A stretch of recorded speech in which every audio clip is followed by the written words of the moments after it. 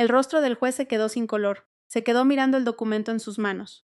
Luego miró a mis padres, luego a mí, y después volvió a mirar el documento. Durante 3 largos segundos, nadie en la sala de audiencias se movió. Nadie respiró. El abogado de mi padre había estado sonriendo toda la mañana. Esa sonrisa desapareció. De repente, el juez empujó su silla hacia atrás con tanta fuerza que se estrelló contra la pared. Se puso de pie. Detengan esta audiencia de inmediato. La sala se congeló. Su voz se volvió aún más fuerte. Sale de esta sala. Un oficial cerca de la puerta se puso firme al instante. El juez señaló hacia el escritorio del secretario. Llame a la seguridad del tribunal ahora mismo. Mi madre ahogó un grito. El rostro de mi padre se volvió gris. Y sentada en la mesa de la defensa me di cuenta de algo. Lo que sea que el juez acababa de encontrar era mucho peor de lo que cualquiera esperaba. 3 meses antes, jamás me habría imaginado que mis propios padres intentarían quitarme todo. Ni mi herencia, ni mis ahorros, ni mi casa, ni siquiera a mi perro militar jubilado. Pero eso fue exactamente lo que intentaron hacer. Y todo comenzó con el funeral de mi abuela. Mi nombre es Sara Medina. Tengo 32 años. Soy mayor del ejército. Durante la mayor parte de mi vida, creí que si trabajaba lo suficientemente duro, si servía con el honor suficiente y si demostraba mi valor con la frecuencia necesaria, tarde o temprano mis padres estarían orgullosos de mí. Me equivoqué. Hay personas que no quieren que triunfes incluso cuando son tu propia familia, especialmente cuando son tu propia familia. El día del funeral de mi abuela Leonor fue frío y gris. El cielo de Chihuahua colgaba bajo sobre el cementerio. Un viento ligero se movía entre los pinos que rodeaban el panteón. Yo estaba de pie junto al féretro con mi abrigo negro, mientras Rex se sentaba en silencio a mi lado. Rex había sido un perro de trabajo militar, un pastor alemán que había completado 3 despliegues en el extranjero. Ya estaba viejo, su hocico se estaba volviendo blanco, pero nunca se apartaba de mi lado. Mi abuela solía bromear diciendo que Rex era el único macho en mi vida en quien realmente confiaba. Sonreí ante el recuerdo mientras el sacerdote terminaba de hablar. El funeral en sí no fue lo difícil. Lo difícil había sido ver sufrir a mi abuela durante sus últimos meses. Perderla no fue una sorpresa, fue un dolor sordo, uno silencioso, de esos que se te meten en los huesos. Mi abuela prácticamente me había criado, especialmente después de que mis padres dejaron claro que mi hermano mayor, Miguel, era el centro de su universo. Miguel no podía hacer nada malo. Si chocaba un coche, no era su culpa. Si perdía un trabajo, era porque alguien le tenía envidia. Si un negocio fracasaba, la economía era injusta. Si yo ganaba un ascenso, decían que solo quería presumir. Esa había sido la dinámica familiar desde que tengo memoria. Incluso junto a la tumba de la abuela, mi madre encontró la manera de criticarme. «¿No tenías que llevar tu uniforme militar a las visitas del hospital?», dijo en voz baja. La miré. «¿Qué? Siempre te ha gustado llamar la atención». La miré fijamente por un momento. Mi abuela ni siquiera estaba enterrada todavía, y de alguna manera ya estaba molesto. Simplemente me di la vuelta. Discutir nunca cambiaba nada. Más tarde esa tarde, la familia se reunió en la oficina del abogado de mi abuela para la lectura del testamento. La sala de juntas olía vagamente a cuero y libros viejos. La lluvia golpeaba suavemente contra las ventanas. El abogado, el licenciado Herrera, abrió una carpeta gruesa.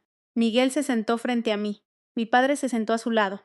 Mi madre sostenía la mano de Miguel como si todavía tuviera 12 años. El licenciado Herrera se acomodó las gafas. Luego comenzó a leer. Las primeras cláusulas eran sencillas, pequeñas donaciones a organizaciones benéficas, algunos legados para amigos. Luego llegó al patrimonio principal.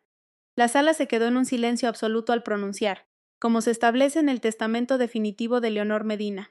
Todos se inclinaron hacia adelante. Mi abuela poseía bienes considerables. Un rancho a las afueras de Chihuahua, una propiedad frente al lago, cuentas de inversión, varios fideicomisos. Nadie sabía el valor exacto, ni siquiera yo. El licenciado Herrera continuó: la totalidad del patrimonio pasará a mi nieta, Sara Medina. Silencio, silencio absoluto. Juro que creí escuchar que el reloj de la pared dejaba de sonar. Miguel parpadeó. Mi madre frunció el ceño. Mi padre se recostó lentamente en su silla. El licenciado Herrera continuó leyendo. Mi abuela había dejado una carta, dirigida específicamente a la familia. Desdobló el papel y leyó en voz alta: Sara estuvo ahí. Cuando necesité que me llevaran a mis consultas, Sara estuvo ahí. Cuando necesité despensa, Sara estuvo ahí.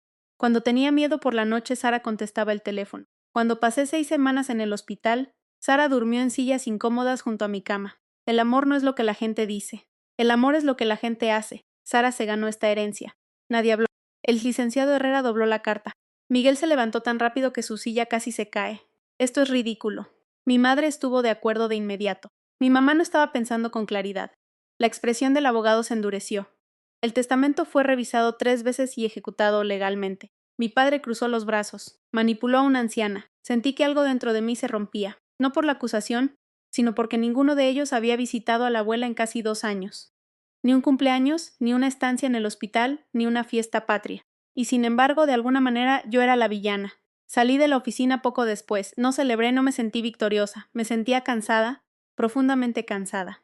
Esa noche me senté en el porche de mi casa con Rex acostado a mi lado. El sol se estaba ocultando, extendiendo una luz anaranjada por el horizonte. Le acaricié las orejas al viejo perro. Uno pensaría que estarían felices por mí. Rex miró hacia arriba y luego apoyó la cabeza en mi bota. Una semana después, me enteré de que el patrimonio valía casi 160 millones de pesos. La cifra me dejó helada. Jamás había esperado algo cercano a eso. De inmediato contraté asesores financieros, especialistas en impuestos y administradores de bienes. Quería que todo se manejara correctamente. Mi carrera militar me había enseñado algo importante. El éxito proviene de los sistemas, no de la suerte. Mientras Miguel se pasaba la vida buscando atajos, yo construía planes, presupuestos, metas y disciplina. La herencia no iba a cambiar quién era yo. Simplemente me daba una responsabilidad mayor. Por un breve momento creí que las cosas podrían calmarse. Me equivoqué. 2 semanas después, llegué a casa tras un largo día en el campo militar. El correo estaba dentro de la caja junto a mi puerta. En su mayoría publicidad, facturas, nada fuera de lo común. Entonces vi un sobrecertificado. Se me encogió el estómago. Lo abrí de inmediato. La primera página contenía lenguaje legal. La segunda página lo explicaba todo. Lo leí 2 veces, luego una tercera vez. De verdad pensé que había entendido mal, pero no. Mis padres habían presentado una demanda ante el tribunal. Alegaban que yo era mentalmente incapaz de administrar mis asuntos financieros. Solicitaban mi tutela legal, el control sobre mí, sobre mis bienes, sobre mi herencia, sobre mis cuentas bancarias, mis vehículos, mi propiedad, todo, incluyendo a Rex. Me quedé helada en la cocina. El papel temblaba ligeramente en mis manos. Entonces sonó mi teléfono. En la pantalla aparecía el nombre de mi madre. Contesté, pasaron varios segundos en los que ninguna de las dos habló. Finalmente dijo suavemente: «Esto es por tu propio bien, mi amor». Cerré los ojos y en ese instante me di cuenta de que mis padres ya no estaban de luto por mi abuela. Estaban cazando su dinero, y yo estaba en medio del camino. Apenas pude dormir la noche después de recibir la demanda. No porque tuviera miedo de perder, al menos no al principio. Lo que me mantuvo despierta fue darme cuenta de que mis padres habían pasado semanas planeando esto. Esto no había sido un arrebato emocional tras la lectura del testamento de la abuela. No era dolor, no era rabia. Esto era estrategia. Cada página de esa demanda había sido preparada meticulosamente. Cada acusación había sido elegida deliberadamente. Alguien había dedicado mucho tiempo a construir un caso diseñado para destruir mi credibilidad. Y las personas detrás de esto eran las mismas 2 personas que me habían enseñado a andar en bicicleta. Las mismas 2 personas que solían arroparme en la cama cuando era pequeña. Esa era la parte en la que no podía dejar de pensar. Rex durmió junto a mi cama esa noche. De vez en cuando levantaba la cabeza y me miraba como si supiera que algo andaba mal. Para el amanecer, ya había tomado una decisión. No iba a entrar en pánico, no iba a arremeter contra ellos, no iba a darles la reacción emocional que esperaban. Iba a luchar de la misma manera en que había enfrentado cada desafío a lo largo de mi carrera militar, un paso a la vez. La primera llamada que hice fue a un abogado.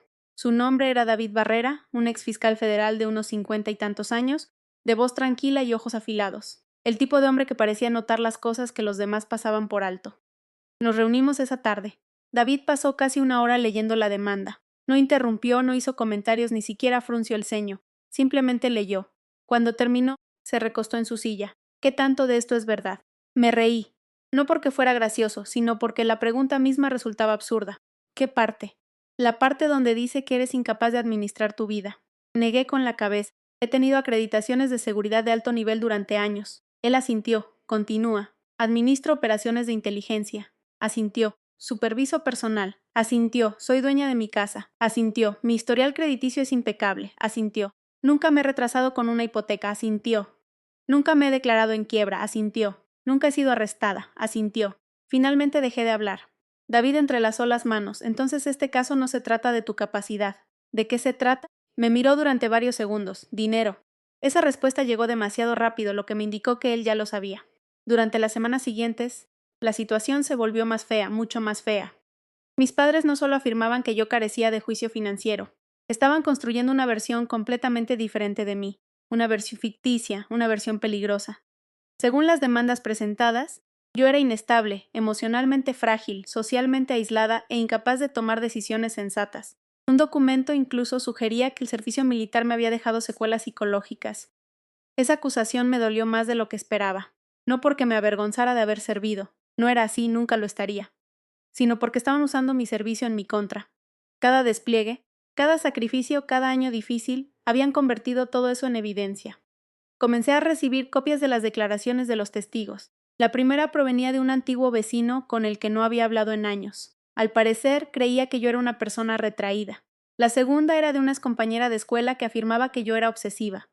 Un tercer testigo me describía como incapaz de formar relaciones sanas. Me quedé mirando las páginas, tratando de entender cómo personas que apenas me conocían, de repente se habían convertido en expertas en mi salud mental. David no se sorprendió. Esto pasa más a menudo de lo que crees, se siente de locos. Es una locura, hizo una pausa, pero eso no significa que no pueda ser peligroso. El documento más preocupante llegó 2 semanas después. Una evaluación psicológica supuestamente escrita por una terapeuta certificada. Según el informe, presentaba síntomas consistentes con una toma de decisiones deteriorada. El lenguaje sonaba profesional, clínico, convincente a primera vista. David lo leyó con cuidado, luego lo leyó de nuevo y una tercera vez. Finalmente golpeó un párrafo con el dedo. Aquí hay algo que no cuadra. ¿Qué?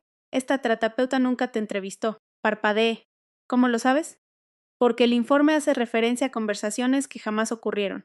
Un escalofrío me recorrió el cuerpo. De repente la habitación se sintió más fría. David continuó leyendo y luego señaló otra sección. Y este diagnóstico se contradice a sí mismo. Me incliné hacia adelante. ¿Qué significa eso? Significa que o la terapeuta es incompetente, hizo una pausa, o alguien quiere que este informe diga algo muy específico. Esa posibilidad me rondó la cabeza durante días. Porque si alguien estaba dispuesto a manipular pruebas, entonces esta demanda era mucho más grande de lo que había pensado originalmente. Mientras tanto, mis padres seguían presionando. Cada documento presentado era más agresivo, cada acusación más personal. Lo peor no era leer lo que decían, era darme cuenta de que genuinamente esperaban que la gente lo creyera. Una tarde de domingo, mi madre me dejó un mensaje de voz. Lo escuché sentada en mi cocina. Su voz sonaba tranquila, casi afectuosa. Sara, mi amor, nadie quiere hacerte daño. Cerré los ojos. Ella continuó. Solo queremos lo mejor para ti. Borré el mensaje antes de que terminara. Luego me quedé sentada en silencio durante varios minutos porque, a pesar de todo, una pequeña parte de mí todavía quería creerle. Una pequeña parte de mí todavía quería tener padres, pero la realidad ya era imposible de ignorar. El mes siguiente trajo otra sorpresa. Registros financieros, de miles de páginas. David había solicitado una revelación exhaustiva de documentos a ambas partes. Al principio, la mayor parte parecía normal, pero una noche me llamó de inmediato. Su voz más diferente, más seria. Necesito que vengas a mi oficina. Llegué 20 minutos después. David tenía varios documentos extendidos sobre la mesa de juntas. ¿Qué estoy viendo? Señaló una carpeta. ¿Tu hermano? Fruncí el ceño. ¿Qué pasa con él? De una cantidad enorme de dinero. Se me encogió el estómago. ¿Cuánto? David deslizó los papeles hacia mí. Miré hacia abajo, luego volví a mirar. La cifra no parecía real. Más de 40 millones de pesos. Préstamos personales, deudas comerciales, inversionistas privados, sentencias judiciales, obligaciones pendientes. La lista se extendía por páginas. Me apoyé en el respaldo de mi silla. ¿Cómo es eso posible? David se encogió de hombros. Años de malas decisiones. Me quedé mirando los documentos. Las piezas empezaron a encajar. Por primera vez vi un motivo lo suficientemente grande como para justificar todo. La demanda, las mentiras, los informes fabricados, los ataques. 160 millones de pesos podían resolver muchos problemas, especialmente para alguien que se estaba ahogando en deudas. Pero aún nos faltaban pruebas. La sospecha no era suficiente. El tribunal necesitaba evidencias. Una semana después recibí algo inesperado. Un correo electrónico sin remitente, sin información de identificación, sin firma, solo una frase. La leí 3 veces y luego se la envié a David. El mensaje decía: revisa administradora de activos Guardián. Nada más, sin explicaciones, sin contexto. Solo 5 palabras. Esa noche me senté en el porche con Rex a mi lado. El aire de verano era cálido, el vecindario estaba en silencio. Miré las estrellas y pensé en mi abuela. Ella siempre tenía un dicho: cuando la gente se esfuerza tanto por ocultar algo, por lo general vale la pena encontrarlo. Por primera vez desde que comenzó la demanda sentí que algo cambiaba. No era miedo, no era rabia, era determinación, porque en algún lugar detrás de todas estas acusaciones, detrás de los testigos falsos, de la terapeuta sospechosa y de los interminables trámites legales, había un secreto, y tenía el presentimiento de que mi hermano estaba justo en medio de él. A la mañana siguiente, antes del amanecer, abrí mi computadora, escribí el nombre de la empresa en el buscador y descubrí algo que me heló la sangre. Los resultados de la búsqueda aparecieron casi de inmediato. Administradora de activos Guardián. A primera vista, parecía inofensiva. Una sociedad de gestión de activos registrada en un estado con ventajas fiscales. Página web limpia, marca profesional, una misión corporativa genérica, nada fuera de lo común. Pero mis años en la inteligencia militar me habían enseñado algo valioso. La primera capa rara vez es la real. Empecé a escarbar. Registros corporativos, actas constitutivas, documentos de propiedad, bases de datos públicas. Para la hora del almuerzo encontré la primera señal de alerta. La empresa había sido constituida apenas 4 meses antes, menos de 30 días antes de que muriera mi abuela. Me quedé mirando la pantalla. Esa coincidencia de fechas no era casualidad. La segunda señal de alerta apareció 1 hora más tarde. La administradora de activos Guardián enumeraba a 3 directivos corporativos. Todos estaban ocultos detrás de empresas fantasma, lo que significaba que alguien intentaba ocultar activamente quién era el dueño. Eso por sí solo no era ilegal, pero era sospechoso, sumamente sospechoso. Llamé a David. Tienes que ver esto. Llegó esa noche con 2 cafés y un bloc de notas legal. Pasamos casi 3 horas revisando los registros. En un momento dado, dejó de escribir Sara. ¿Qué? Creo que alguien esperaba recibir tu herencia. Lo miré. ¿A qué te refieres? Señaló la fecha de constitución. La empresa se formó antes de que se leyera el testamento. Una sensación de frío se instaló en mi pecho. David continuó. Eso sugiere planeación. La palabra quedó flotando en la habitación. Planeación, no reacción, no duelo. Planeación. Como si alguien ya supiera que ese dinero estaría disponible.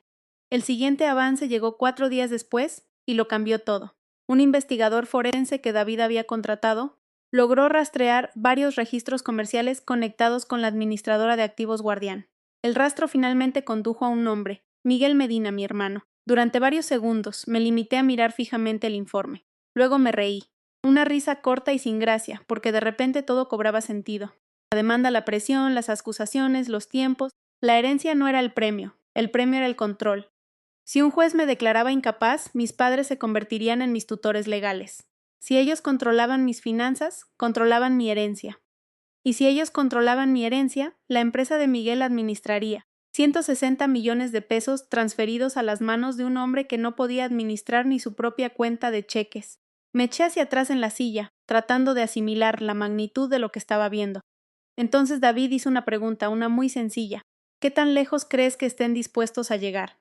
No respondí de inmediato porque honestamente no lo sabía. 3 semanas después, obtuve mi respuesta y me aterrorizó.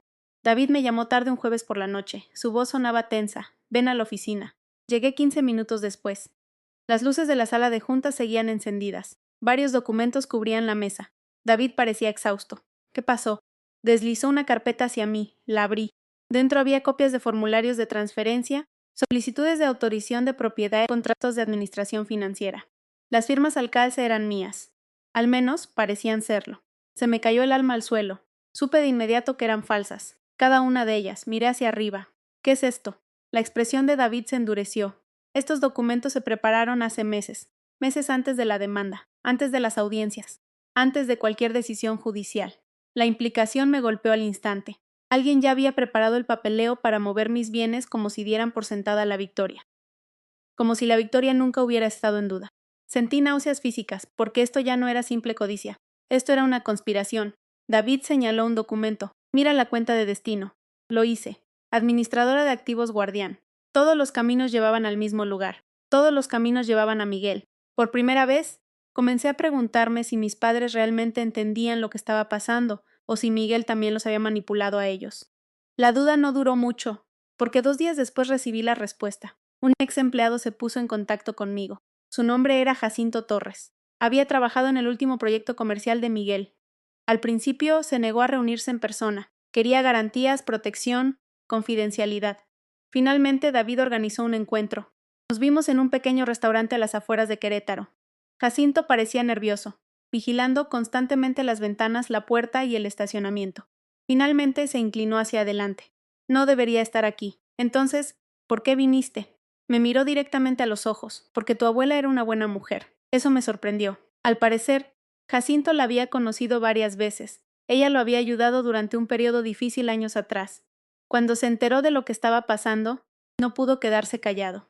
Luego abrió una carpeta y mi mundo cambió. Dentro había correos electrónicos, proyecciones financieras, memorandos internos, notas de reuniones, decenas de documentos, todos conectados con la administradora de activos Guardián. Un correo incluía el nombre de mi padre, otro el de mi madre.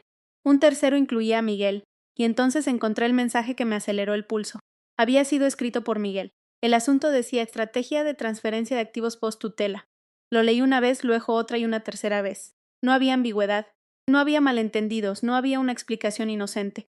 Miguel hablaba abiertamente de transferir los bienes heredados tras una resolución favorable de la tutela.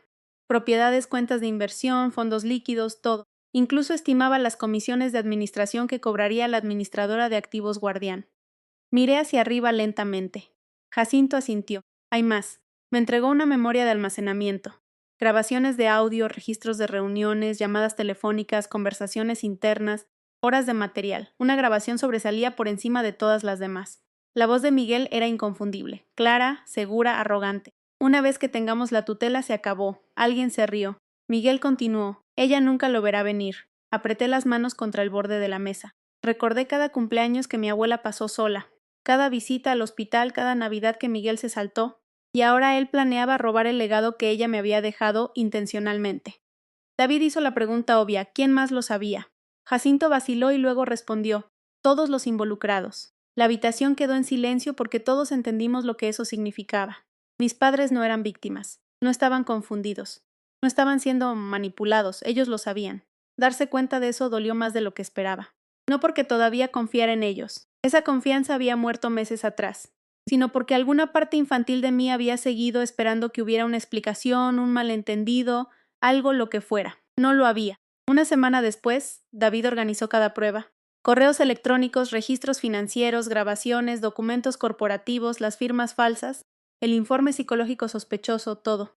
La pila terminó llenando varias cajas. Ver aquello se sentía irreal. Mi propia familia había pasado meses construyendo un plan elaborado para apoderarse de mi vida, y ahora habían dejado huellas dactilares por todas partes. La fecha del juicio llegó más rápido de lo esperado. La mañana de la audiencia, paré frente al espejo de mi habitación vistiendo un traje sastre azul marino, no mi uniforme militar. Esta no era una batalla del ejército, era una batalla legal. Rex estaba sentado cerca, mirándome como si esperara órdenes. Me arrodillé a su lado y lo acaricié detrás de las orejas. ¿Listo? Su cola golpeó el suelo. Por primera vez en meses me sentí tranquila. No porque supiera lo que pasaría, sino porque conocía la verdad. Y la verdad tiene un peso extraño. Es pesada, pero firme. Mientras caminaba hacia el juzgado más tarde esa mañana, vi a mis padres entrar por las puertas pasizales. Mi madre evitó el contacto visual. Mi padre parecía enojado. Miguel se veía seguro. Demasiado seguro. Sonrió cuando me vio, una sonrisa que sugería que todavía creía que iba a ganar. Le devolví la sonrisa porque, a diferencia de él, yo ya sabía cómo terminaba esta historia. El juzgado ya estaba lleno de gente cuando llegué. Las personas pasaban por los filtros de seguridad. Los abogados se apresuraban por los pasillos con carpetas gruesas. Los oficiales permanecían cerca de las entradas con expresiones serias. Todo parecía normal, ordinario, lo que hizo que lo que sucedió después resultara aún más increíble. David y yo entramos a la sala de audiencias poco antes de las 9. La sala no era especialmente grande. Paneles de madera oscura. La bandera nacional detrás del estrado y filas de espectadores sentados en silencio. Mis padres ya estaban allí. También Miguel. Y sentado junto a ellos estaba su abogado, Ricardo Hernández, un hombre que parecía no dejar de sonreír, incluso ahora, incluso después de todo lo que habíamos descubierto. Se le veía completamente seguro. Esa confianza me inquietaba, porque los abogados experimentados no actúan con tanta soltura a menos que crean que tienen algo bajo la manga. David notó que lo estaba observando. Ignóralo. Se ve demasiado cómodo. David asintió, lo que usualmente significa una de dos cosas. ¿Qué? O es muy inteligente, esperé. Casi sonreí. Casi sí, a las 9 en punto entró el juez. Todos nos pusimos de pie y luego nos sentamos. La audiencia comenzó. Ricardo Hernández no perdió el tiempo. Se levantó de inmediato y caminó hacia el centro de la sala. Durante casi 40 minutos, pintó un retrato de mí que apenas se parecía a la realidad. Según él, yo era emocionalmente inestable, socialmente aislada, obsesivamente apegada a mi carrera militar e incapaz de administrar adecuadamente una herencia tan grande. Cada frase sonaba cuidadosamente ensayada, cada palabra elegida para causar el mayor impacto. En un momento dado incluso señaló hacia mí, su señoría. La mayor Medina ha pasado la mayor parte de su vida adulta en entornos militares sumamente estructurados. Hizo una pausa dramática. Eso no se traduce automáticamente en la capacidad para administrar finanzas personales complejas. Lo observé con calma, sin reacciones, sin interrupciones. Los años en inteligencia militar me habían enseñado a tener paciencia. A veces, lo más inteligente que puedes hacer es dejar que la gente siga hablando, especialmente cuando están cavando su propia tumba. Ricardo llamó a los testigos uno tras otro, las mismas personas cuyas declaraciones ya habíamos revisado. Un antiguo vecino, una excompañera, una supuesta experta en salud mental. Cada uno contó una versión de la misma historia. Sara Medina era incapaz. Sara Medina estaba perdiendo el control. Sara Medina necesitaba ayuda. Noté algo interesante. Ninguno de ellos pudo proporcionar ejemplos específicos. Ni uno solo. Todo era vago, general, redactado con sumo cuidado. El juez también lo notó. Sus preguntas se volvieron más agudas a medida que avanzaba la mañana. La psicóloga, en particular, parecía incómoda, sumamente incómoda. Cuando el juez le preguntó si había realizado personalmente ciertas evaluaciones mencionadas en su informe, titubeó solo un instante, pero fue suficiente.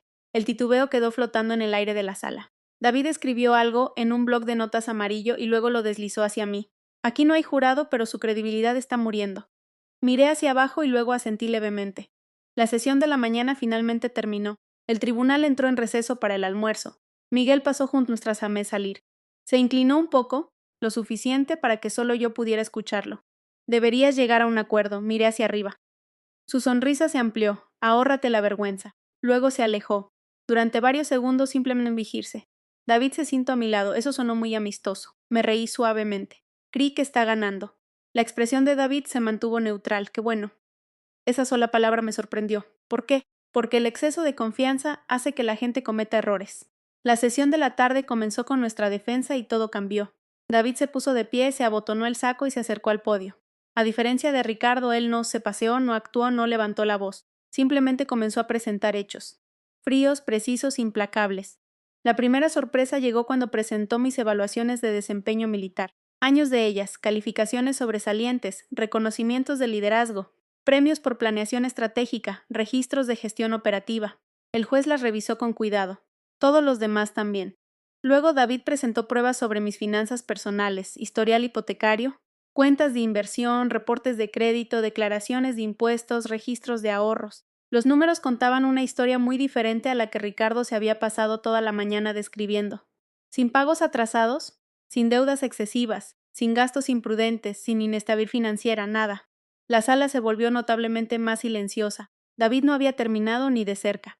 Luego vino el testimonio de un experto, un analista financiero forense independiente, sumamente respetado a nivel nacional. Pasó casi una hora revisando mis decisiones financieras. Cada transacción importante, cada inversión, cada compra de activos, cada estrategia financiera. Entonces David hizo la pregunta que todos estaban esperando. En su opinión profesional, ¿es la mayor Medina capaz de administrar sus finanzas? El experto miró directamente al juez, absolutamente. Ricardo se puso de pie de inmediato.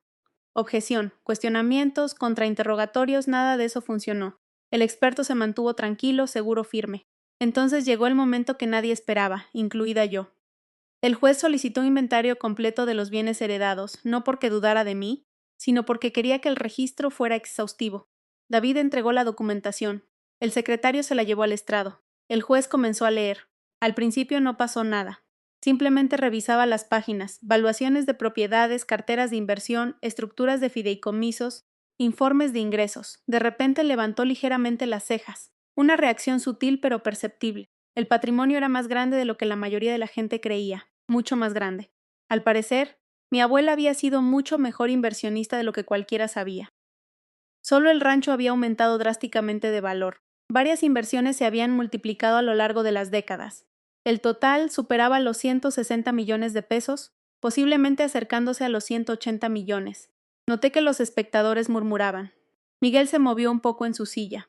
Mi madre miraba fijamente al suelo. El juez continuó leyendo. Luego hizo una pregunta, una muy sencilla. Mayor Medina, ¿quién administra actualmente estos activos? Yo, su señoría, con asesores profesionales. Entendido, asintió y luego volvió a los documentos. Lo que sucedió después cambió toda la audiencia, porque mientras rezaba los registros de los activos, el juez descubrió algo, un documento sepultado dentro de las revelaciones financieras, algo que David había incluido intencionalmente, algo conectado con la administradora de activos Guardián. El juez hizo una pausa, pasó una página, luego otra. Su expresión cambió ligeramente. No drásticamente, solo lo suficiente. David lo notó de inmediato. Yo también. Pues se acomodó las gafas y luego comenzó a leer con más cuidado. La sala se quedó en silencio, un silencio muy profundo. Incluso Ricardo dejó de moverse. Pasó un minuto, luego otro. Nadie entendía qué estaba pasando. El juez pasó a un anexo separado, luego a otro y a otro más. El color desapareció lentamente de su rostro. Mis latidos se aceleraron porque sabía qué eran esos documentos. Los acuerdos de transferencia, las firmas falsificadas, los planes preestablecidos de administración de activos, el papeleo preparado meses antes de que existiera cualquier resolución legal, las pruebas que David había reservado exactamente para este momento. El juez siguió leyendo, apretando la mandíbula. Un oficial cerca de la pared cambió de postura. Algo sentía diferente, tenso, peligroso. La atmósfera dentro de la sala de audiencias cambió, como la presión que se acumula antes de una tormenta. Entonces el juez llegó a la sección final, la transcripción del audio. La declaración grabada de Miguel. Una vez que tengamos la tutela, se acabó. Silencio, silencio absoluto. El juez se quedó mirando la página durante varios segundos y luego levantó la vista lentamente. Sus ojos se dirigieron hacia Miguel, luego hacia mis padres, después hacia Ricardo Hernández. Finalmente se posaron en David. ¿Qué es exactamente lo que estoy viendo aquí, licenciado Barrera?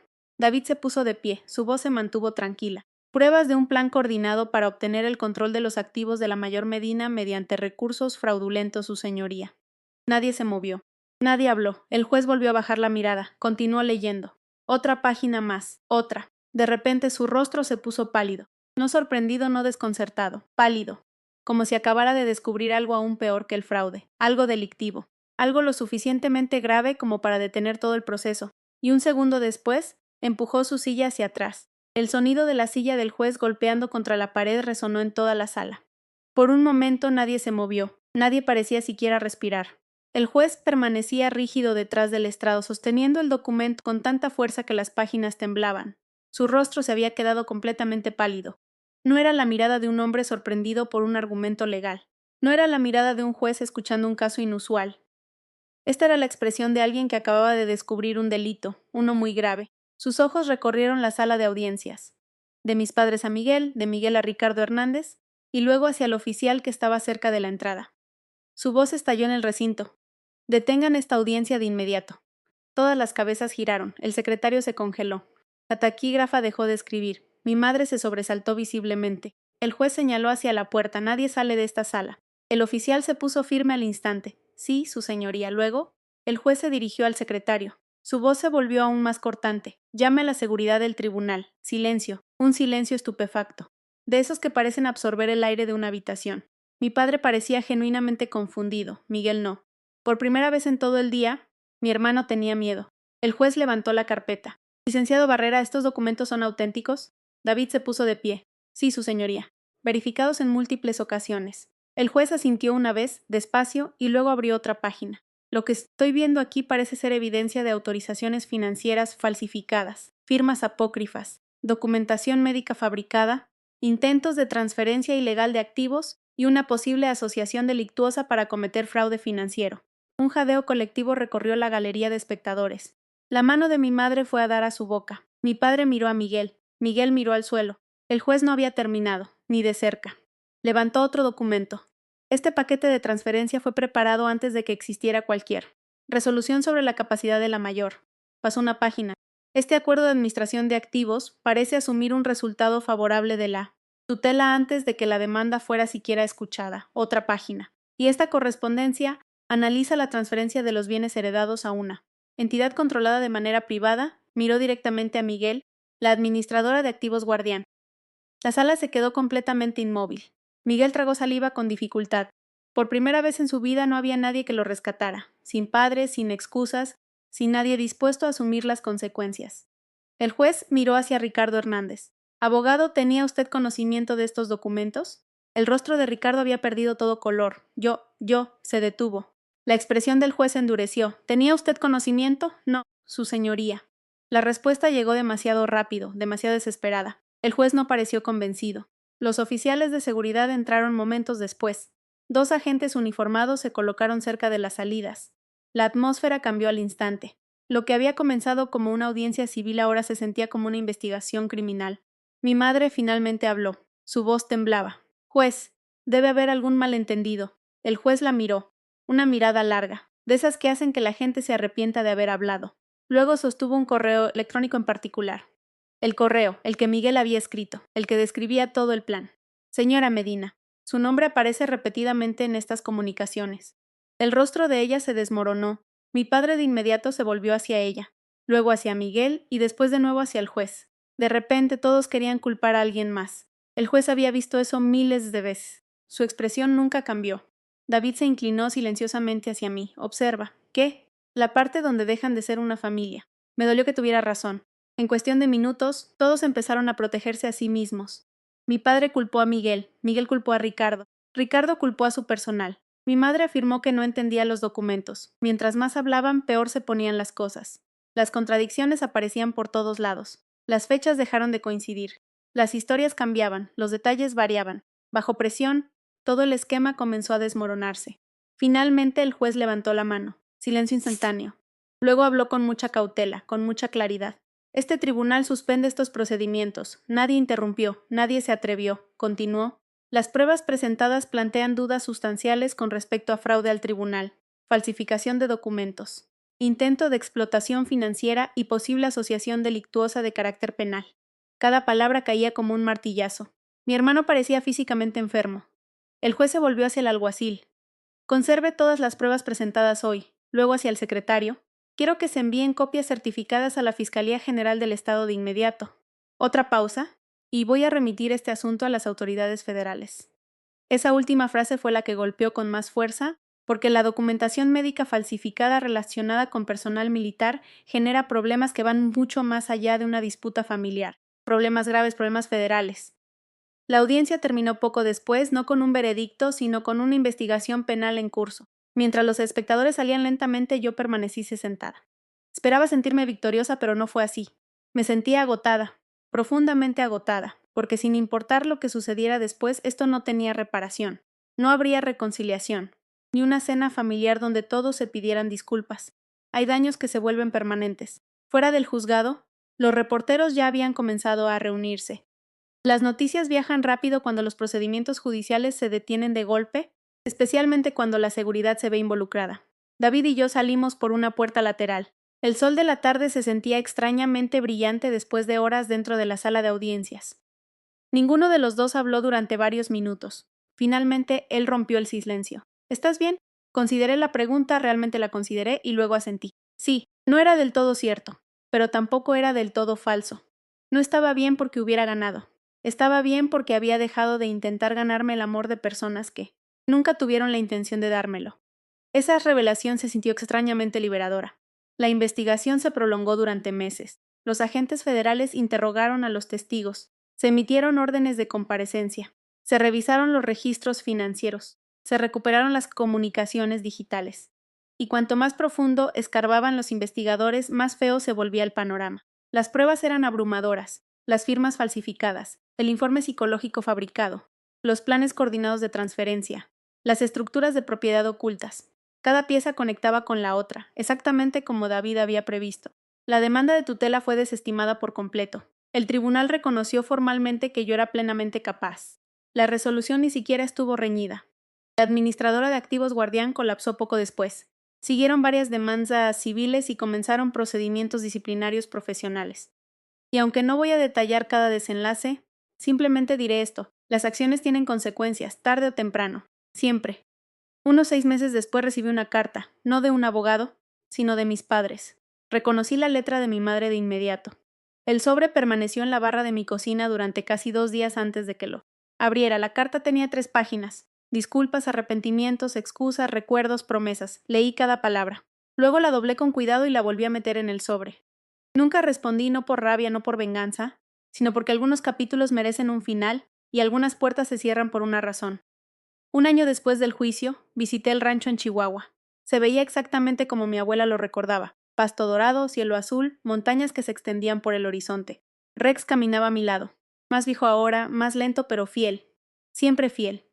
Nos sentamos juntos en el porche mientras el sol comenzaba a desaparecer detrás de los cerros, el mismo porche donde la abuela solía tomar café todas las mañanas, el mismo porche donde una vez me dio un consejo que nunca olvidaré: la gente puede quitarte tu dinero, pueden quitarte tu reputación, incluso pueden intentar quitarte tu futuro, pero nunca podrán quitarte tu integridad, a menos que tú se la entregues. No entendía del todo a qué se refería. Ahora sí. La herencia nunca había sido el verdadero regalo. El verdadero regalo fue aprender que mi valor no dependía de la aprobación de nadie, ni de mis padres, ni de mi hermano, ni de nadie. Mientras la brisa de la tarde se movía por los campos, acaricié a Rex detrás de las orejas y contemplé cómo la última luz se desvanecía más allá de las montañas. Por primera vez en mucho tiempo, me sentí completamente en paz, y si alguna vez has tenido a alguien que dudara de ti, que te traicionara o que intentara quitarte algo que te costó mucho trabajo construir, espero que esta historia te recuerde una cosa. Nunca dejes que la opinión de otra persona se convierta en tu identidad. Me encantaría conocer tu opinión. ¿Qué habrías hecho tú en el lugar de Sara? Deja un comentario abajo y dinos desde dónde nos estás viendo. Compartimos historias poderosas como esta todos los días. Así que, si disfrutaste este viaje, suscríbete y acompáñanos en el próximo. Hasta la próxima. Cuídense mucho y cuiden a las personas que realmente merecen un lugar en sus vidas.